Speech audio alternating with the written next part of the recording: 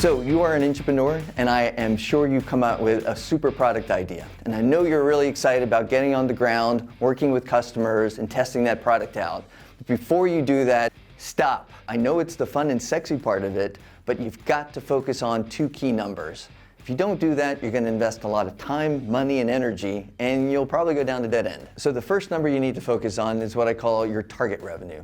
Now, target revenue, that's the amount of money your company expects to see from your venture at Judgment Day. Judgment Day is whatever the time period is in which you've got to deliver on your venture. If it's a short-term venture, it might be 1 year. If it's a longer-term venture where you're building out a whole new business model, a new channel, it could be 5 years. Knowing your target revenue is really important for an Intrapreneur. If you're an entrepreneur, you can build a business to whatever size that you want. But you're an Intrapreneur. You're working inside a large company, and you've got to meet their expectations. So the other important thing with target revenue is it gives you the size of the business you're building for. That is really helpful in understanding where you should focus your initial customer research. Which segments are most likely to deliver that type of revenue? There's different ways you can calculate target revenue. The first way, which is really good when you have a short-term venture, is to simply set target revenue as a % of your company's current sales today.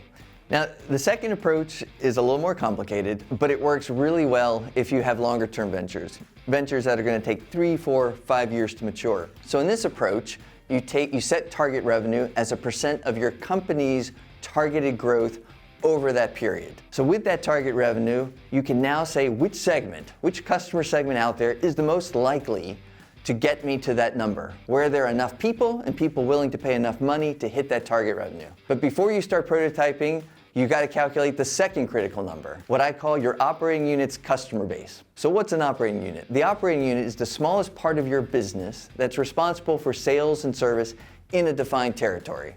So that could be a sales office, it could be a retail point. Your customer base is the number of customers that the operating unit will be selling to on a regular basis by Judgment Day. So why is this important?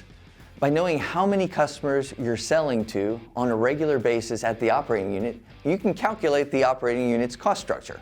If we know what the operating unit's cost structure is, and we know how many customers we're selling to, we can calculate exactly what price we need to be selling at to be profitable. Now we can go back to the customer research that we did and ask, is the price that we need to sell at match up with what the customer said they're willing to pay? If it's not, we got to go back to the drawing board. We've got to iterate the business model and figure out what is a product that we could credibly sell at a price that the customers are willing to pay. But we work all this out on paper before you start to invest time, money, and energy into building out prototypes. I know from experience that starting with the numbers, you'll be in a much better place at the end of the project.